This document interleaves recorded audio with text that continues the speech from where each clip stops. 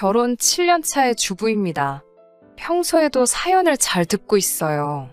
시어머니와의 갈등 때문에 올라온 사연들을 자주 듣는데 저희 시어머니는 정말 좋은 분이세요. 신랑 아버지께서는 신랑이 어릴 적에 암으로 일찍 돌아가셨대요. 홀어머니 몸으로 두 아들 뒷바라지 하는 것도 힘드셨을 텐데 신랑을 이렇게까지 훌륭한 사람으로 키워오신 것만으로도 참 존경스러운 분이세요. 시댁이 지방이라 처음 뵙기 전까지는 전화로만 몇 번 이야기를 받아본 게 전부였는데 시어머니 인품 또한 훌륭하시다는 생각이 들 정도로 저에게 잘 해주셨어요. 경제적으로 넉넉하신 편은 아니었기 때문에 둘이서 결혼 전에 모아놓은 돈만 가지고 결혼 준비를 해야겠지만 시어머니의 인품과 그에 못지않는 남편의 성품에 저도 결혼을 하기로 결심을 했어요. 시어머니는 고향에서 아주버님네하고 함께 살고 있다고 들었습니다. 아주버님은 저희가 결혼하기 훨씬 전부터 이미 가정을 이루고 결혼하자마자 시어머니를 모시고 함께 살고 있다고 들었어요. 두 분이 맞벌이 부부이기도 하고 아이가 워낙 일찍 생겨서 시어머니께서 아이를 봐주는 조건으로 합가를 했다고 하긴 하지만 그때는 참 형님도 대단한 분이라고 생각했어요. 아무리 시어머니 인품이 좋다지만 요즘 같은 세상에 시어머니 모시고 사는 며느리 보기 힘들잖아요? 그 사실과 더불어 남편의 형이기도 하니 아주버님도 형님도 다 좋은 사람들이라고 막연하게 생각했던 것 같아요. 하지만 형님의 첫인상은 정말 상상을 초월했습니다. 결혼 전 시어머니를 처음 뵙기 위해 지방에 내려간 적이 있어요. 시어머니께서 뭐하러 이 먼 곳까지 두 사람이나 불편하게 내려오냐며 본인이 올라오시겠다고 한 사람만 불편하면 되는 거 아니냐고 우기시는 걸 뜯어말려서 저희가 내려가기로 했습니다. 그런데 시어머니께서 저희 보고 조금 일찍 와줄 수 있냐고 부탁을 하시더라고요. 일은 아침부터 준비하긴 했지만 차로 5시간이나 걸리는 거리이기 때문에 도착을 하고 나니 점심때가 거의 다 지나 있었어요. 아들 좋아하는 음식 해주고 싶다고 청국장을 준비해 주셨는데 저도 청국장 좋아하는 음식이라 괜찮았는데 저한테 뭐 좋아하는지 물어보지도 않고 아들 좋아하는 것만 해놔서 미안하다고 사과를 하시더라고요. 제가 훨씬 아랫사람인데도 그런 사소한 부분까지 배려해 주시며 미안하다 하시니 정말 몸둘바를 모를 정도로 감사했어요. 식사가 끝나고 나서 이런저런 이야기를 나누며 시간을 보내고 있는데 시어머니께서 시계만 힐끔힐끔 보시면서 이제 얼른 가봐야지 하면서 저희를 보내시려고 하더라고요. 신랑이 모처럼 내려온 건데 형도 오랜만에 한번 보고 가능하면 여기서 하루 자고 내일 올라가도 되지 않냐고 대답했는데 시어머니는 그러면 좋겠구나 하고 대답은 하시면서도 어딘가 안절부절해하고 계신다는 느낌을 받았어요. 아니나 다를까 6시가 되어서 형님이 퇴근을 하셨는데 저희가 와 있다는 사실을 몰랐는지 현관문 앞에서부터 어머님에게 큰 소리로 집에서 냄새나게 청국장을 끓이면 어떡하냐고 짜증을 부리더라고요. 그러다 저희가 와 있는 걸 눈치채시고는 태도를 바로 바꾸셨지만 시어머니가 형님 눈치를 보고 사신다는 느낌을 지울 수가 없었어요. 아무래도 저희 직장이 서울에 있기도 하고 남편 쪽 하객들도 친척분들 제외하면 전부 서울에 있기 때문에 식은 서울에서 올리기로 했어요. 형님네와 시어머니 오실 교통비와 이것저것 해서 현금으로 보내드렸는데 정작 결혼식 날에는 시어머니 혼자서 시외버스를 타고 오셨더라고요.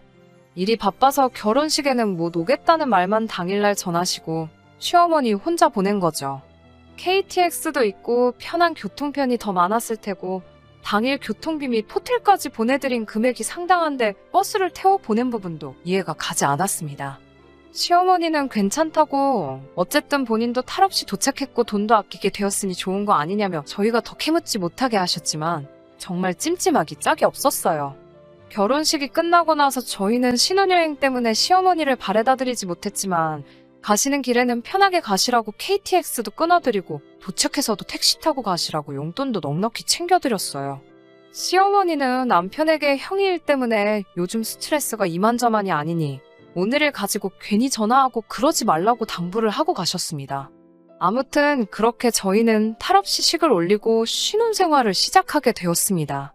그리고 결혼하고 나서 맞는 첫 명절에 시댁에 내려가게 되었어요. 차로 5시간이나 걸리는 먼 길이지만 남편도 결혼 이후로 처음 어머니 뵈러 가는 거니 많이 들떠있더라고요. 그런데 시댁에 도착하니 시어머니는 주방에서 음식을 하고 계시고 형님과 아주버님은 거실에서 텔레비전 보면서 주방에 계신 어머님은 신경도 안 쓰고 놀고 있었어요. 저는 얼른 가방이며 옷가지며 남편에게 주고는 주방으로 들어가 어머님의 손을 거들었어요. 형님은 저한테 올케는 식모근성이 있나 봐. 시댁까지 와서 일하고 싶어. 하면서 비아냥대더라고요.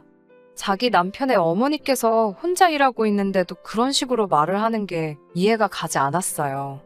원래는 하루 자고 갈 계획이었는데 형님이 올케네 친정도 가봐야 하지 않겠냐며 괜히 차 막힐 때 올라가서 고생하지 말고 어머님도 불편하게 괜히 있을 필요 없다고 차 안 막힐 때 얼른 가라고 거드셨고요. 그래서 계획을 취소하고 저희도 서울로 다시 올라가기로 했어요. 돌아가면서 봉투를 두둑하게 챙긴 용돈 봉투를 건네드렸어요. 어머님은 뭘 이런 걸 다 주냐며 사양하셨지만 아무래도 거리가 멀다 보니 자주 찾아뵙지 못해 준비한 저희들 성이니까 받아주세요 하고 손에 꼭 쥐어드리고 왔지요. 그리고 친정으로 출발하려 주차장으로 가고 있는데 형님이 뛰쳐나오면서 저 멀리서 저희를 부르시더라고요. 얼른 저희를 보내려시던 분이 갑자기 저희를 불러 세우길래 무슨 일인가 했는데 형님은 어머님께 드린 용돈에 대해서 물으시더라고요. 아무래도 저희가 준비한 액수가 크다 보니 형님 쪽에서 시어머니께 드리는 용돈이 얼마인지는 모르지만 그 금액이 비교가 될까 부담이 돼서 물어본 거라고 생각했는데 형님은 자기들이 시어머니 먹여주고 재워주고 하는데 돈을 뭐하러 그렇게 많이 줬냐면서 괜히 어머님께 돈 들여봤자 쓸데없는 데다가 쓰시기만 할 뿐이니 앞으로는 돈 관리를 하고 있는 자기에게 달라고 하는 말이었어요. 저희가 어머님께 드리는 건데 그걸 자기가 관리하겠다는 게 이해가 가지 않았어요. 자주 못 찾아뵙는 만큼 드리는 거니 금액에 대해서는 부담 갖지 않으셔도 되고 신경 쓰지 않으셔도 된다고 하니 형님은 자기가 어머님 필요할 때마다 어느 정도씩 주겠다고 하는 말이죠. 친정으로 향하는 차 안에서 남편의 기분이 썩 좋아 보이지는 않았어요. 결혼 전에 찾아뵈었을 때부터 첫 명절의 일까지 생각해보면 제가 보기에도 석연찮은 부분이 많은데 아들인 남편은 오죽했겠어요? 남편이 어렵게 저에게 말을 꺼내더라고요.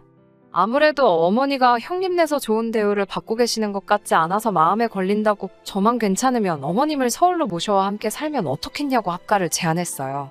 솔직히 어머님 모시고 사는 게 부담이 되기는 했지만 여태껏 형님 내서도 오래 계셨는데 제가 못할 게 뭐가 있냐는 생각이 들기도 하고 제가 봐도 어머님이 거기서 힘들어 보이셔서 흔쾌히 수락을 했습니다.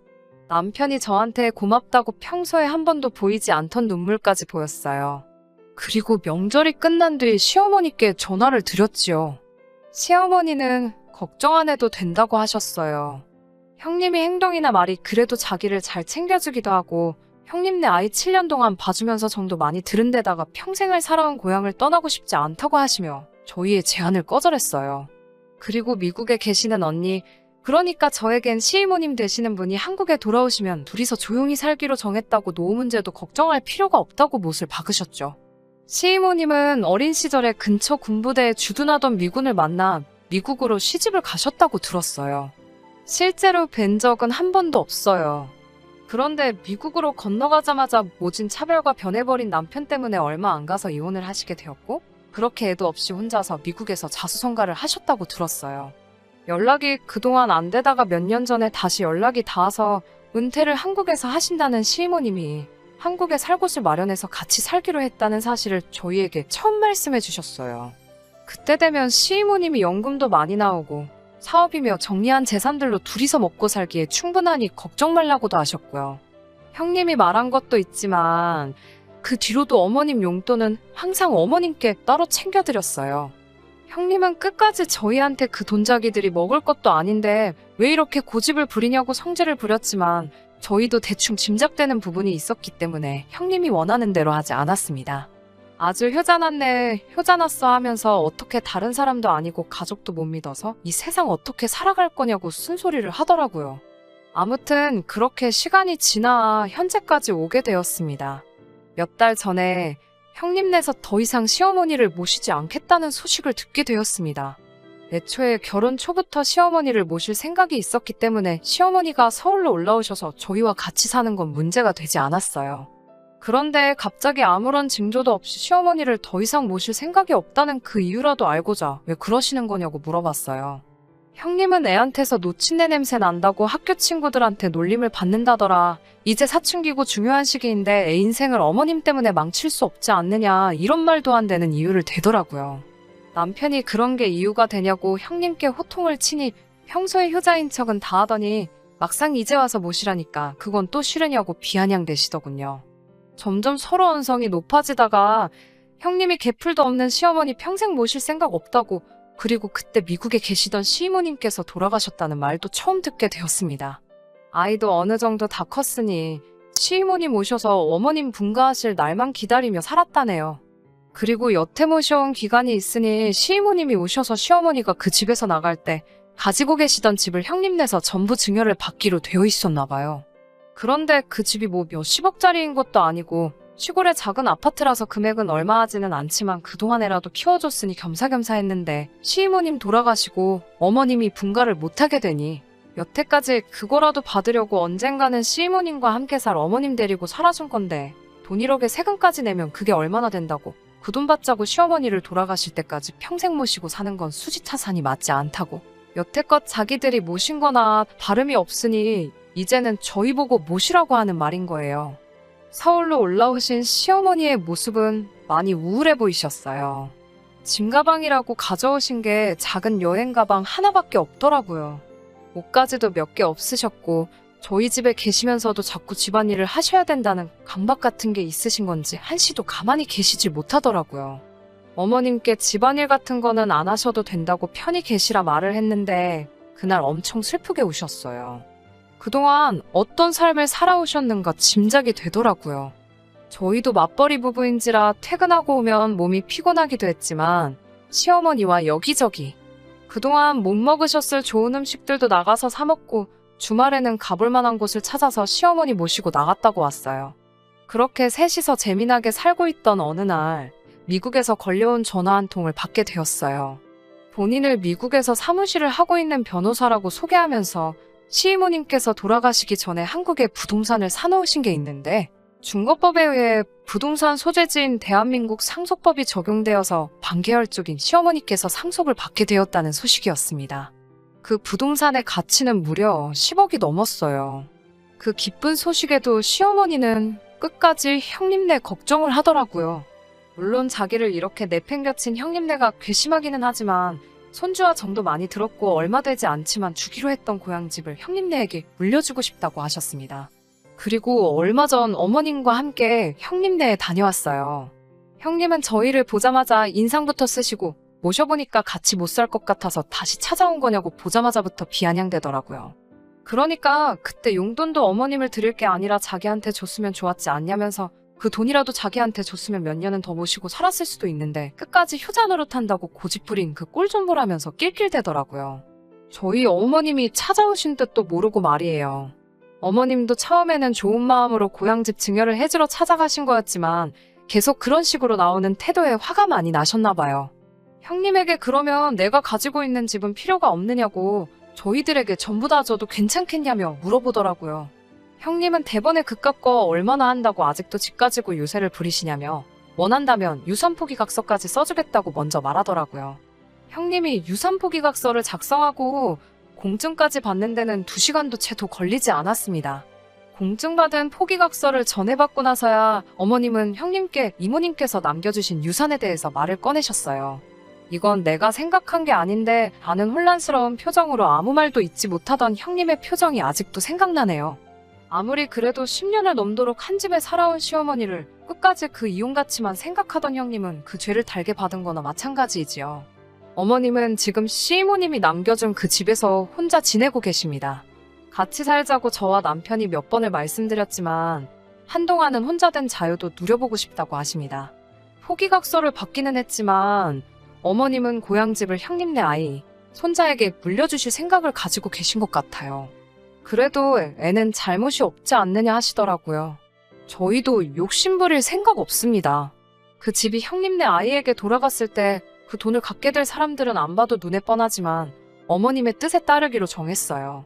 아이가 태어나면 시어머니께서 먼저 손주를 돌봐주고 싶다는 제안을 하셨어요.